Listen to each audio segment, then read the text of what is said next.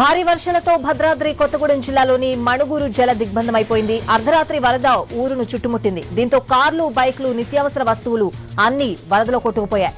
ఇళ్లలోకి నీరు చేరడంతో అర్ధరాత్రి డాబాలపైకెక్కి ప్రాణాలు కాపాడుకున్నారు.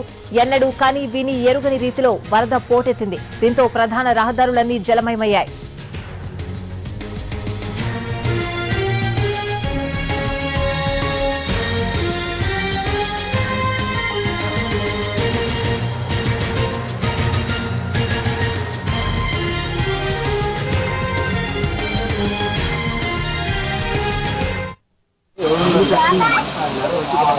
ఎక్కడ తీసుకున్నా